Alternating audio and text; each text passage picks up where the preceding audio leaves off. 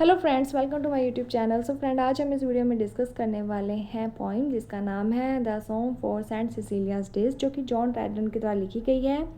इस पोइम की जो स्टार्टिंग के 4 स्टैंजा है उससे रिलेटेड एक वीडियो हमने बना दी है, जिसमें हमने 4 स्टैंजा के बारे में डिस्कस कर लिया था। अब हम नेक्स्ट जो स्टैंजा है वो आज इस वीडियो में डिस्कस करेंगे। सो स्टार्ट करते हैं।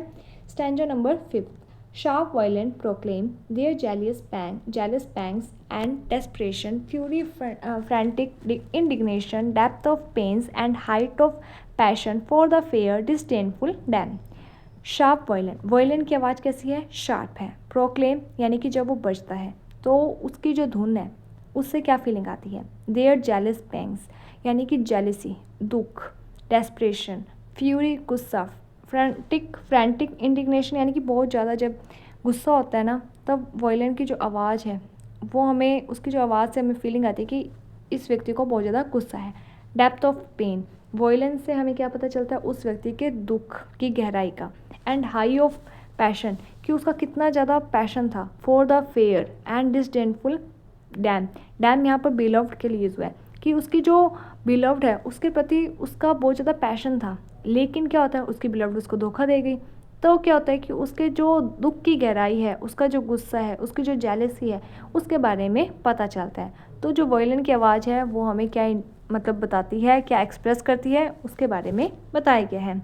इसके बाद नेक्स्ट स्टैंजा है, but oh what art can teach, जो आर्ट है वो हमें क्या सिखा सकती है। What human voice can reach, कि जो ह्यूमन की वॉइस है वो कहाँ तक चली जाती, यानी कि जो म्यूज़िक है उसके थ्रू हम क्या क्या एक्सप्रेस कर देते हैं।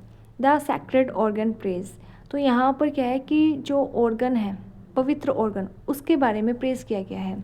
नोट्स इंस्पायरिंग लव होली, कि जो सिसिलिया है उन्होंने एक म्यूज़िकल इंस्ट्रूमेंट क्रिएट किया है जिसका नाम है ऑर्गन।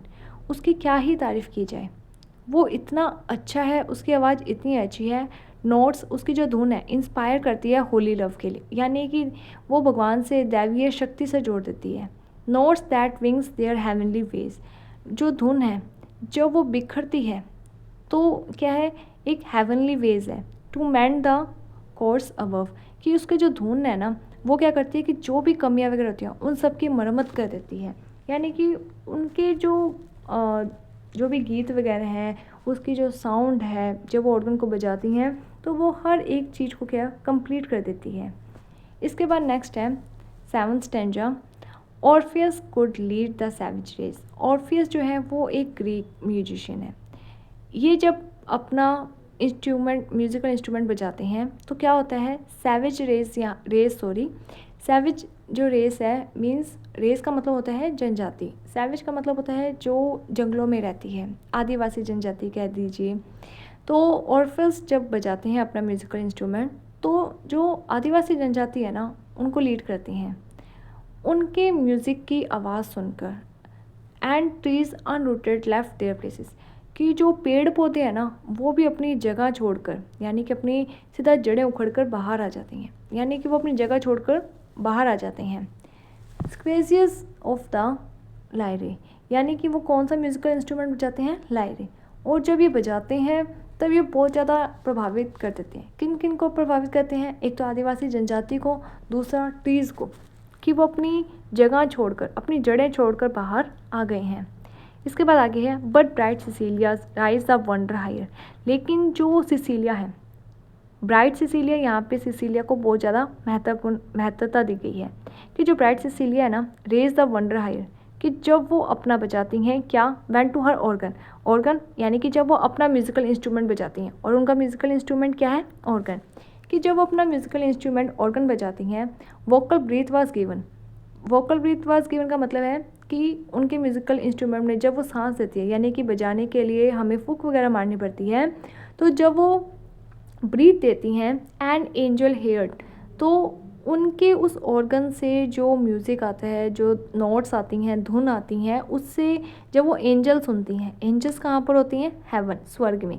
तो जब वो एंजल सुनती हैं and straight appeared mistaking earth from heaven, तो वो जो एंजल्स होते हैं ना उन्हें ऐसा लगता है कि मतलब ये म्यूज़िक हेवन से आ रहा है, और वो उस म्यूज़िक की दिशा में चलती रहती हैं, और वो गलती से कहाँ पर आ जाती हैं? अर्थ पर। हेवन जो अर्थ है उसको क्या समझती हैं? हेवन। और वहाँ पर आ जाती हैं। किस लिए आती हैं? क्योंकि सिसिलिया की जो म्यूज़िक आ रहा था, धुन आ रही थी, उसको सुनकर। इसके बाद लास्ट यहाँ पर है ग्रैंड कोरस चोरस। वो क्या है?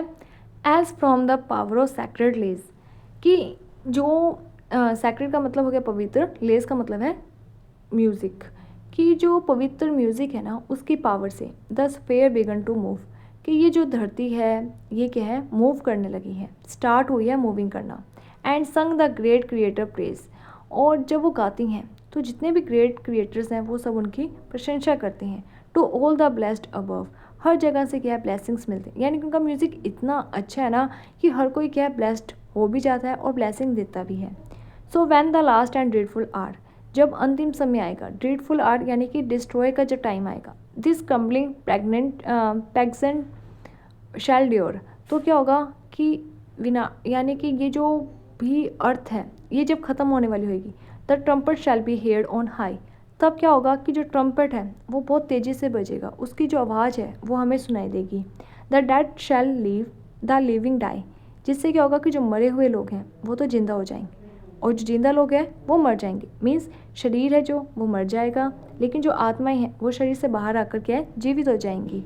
And music shall untune the sky, जो म्यूज़िक है वो क्या है? अनट्यून कर देगा स्काई को, यानी कि म्यूज़िक में इतनी पावर है कि वो इस यूनिवर्स को बना भी सकता है, और म्यूज़िक एक ऐसी चीज़ है जिसके द्वारा ये जो संसार है वो डिस्ट्रॉय भी हो जाएगा।